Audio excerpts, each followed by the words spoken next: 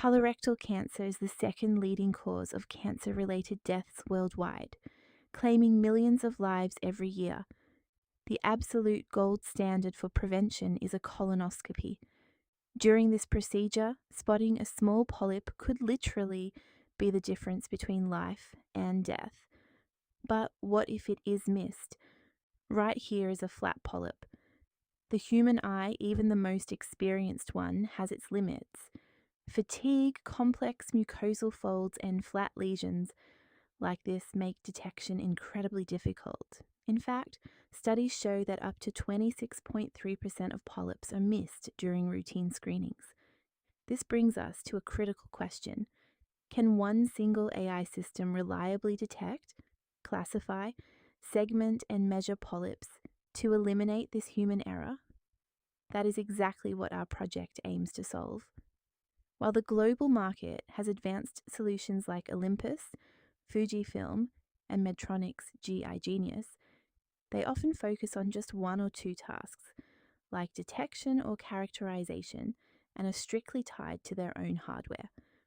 Our system bridges this massive gap. We offer a comprehensive 4-in-1 pipeline encompassing detection, characterization, segmentation, and size estimation. Furthermore, our framework provides auto-reporting and is 100% hardware independent, bringing cutting-edge accessible AI to any clinic, regardless of the camera brand they use.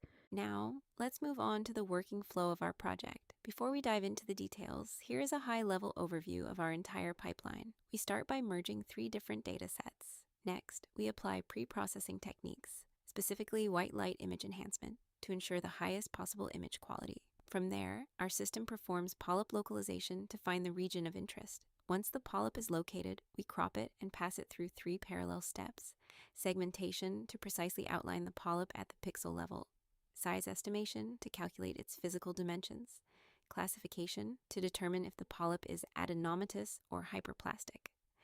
Finally, we merge all these tasks together to display the complete diagnostic information seamlessly on a real-time video feed.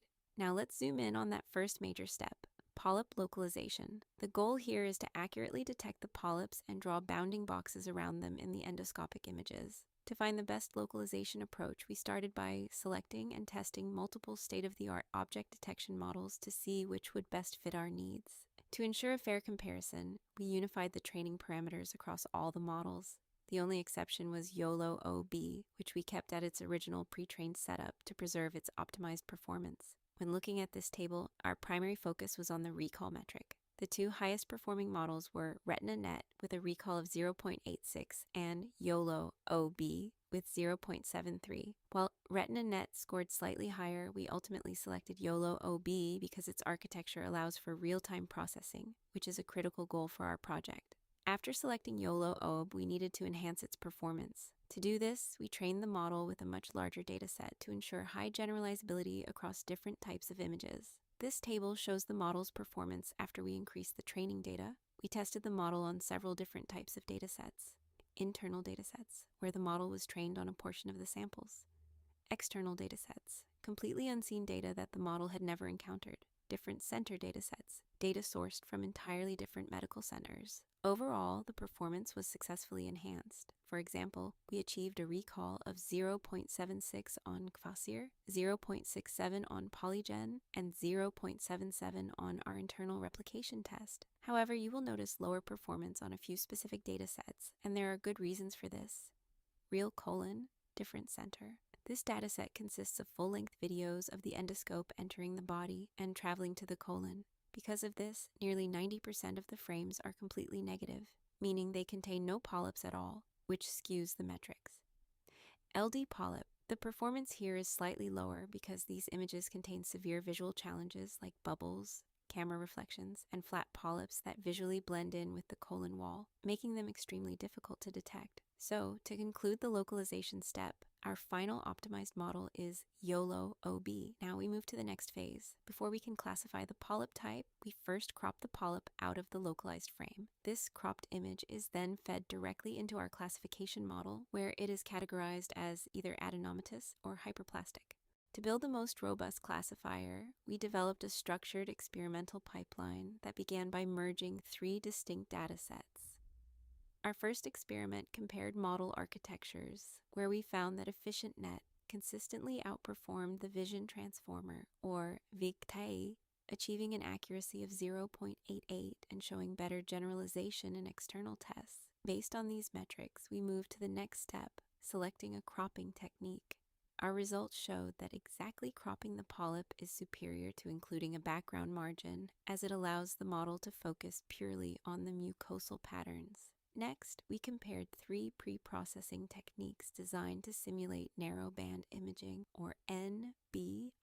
The first, CycleGAN, uses a generative model to learn how to translate standard white light images into the NBI domain. The second, Multiscale Retinex with Color Restoration, or MSRCR, computationally enhances contrast across multiple scales to reveal hidden mucosal details.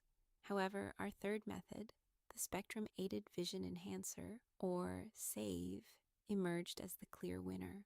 Unlike the others, SAVE uses physics-based gamma linearization and spectral estimation to reconstruct the image based on hemoglobin absorption peaks at 415, 540, and 600 nanometers, highlighting blood vessels and boundaries with high precision. When looking at the data results, SAVE provided the most significant performance boost.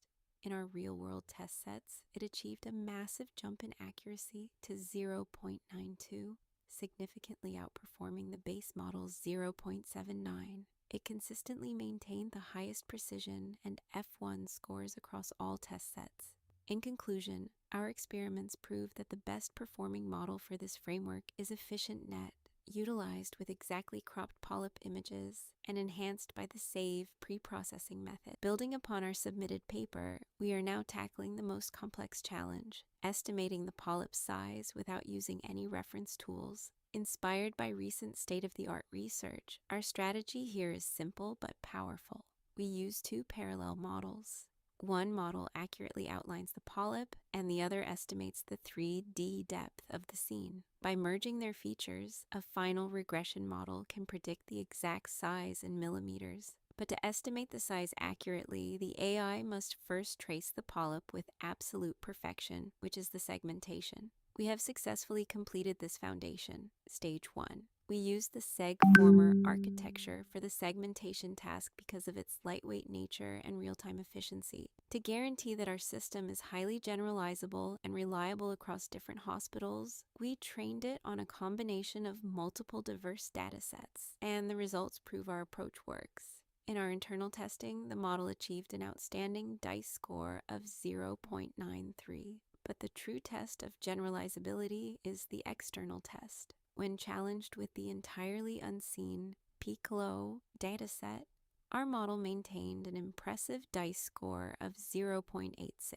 This proves our segmentation foundation is robust, generalized, and fully ready for the next size estimation phase. From localization and classification to accurate segmentation and size estimation, our integrated framework is not just an academic project. It is a vital clinical partner designed to save time, reduce human error, and ultimately save lives.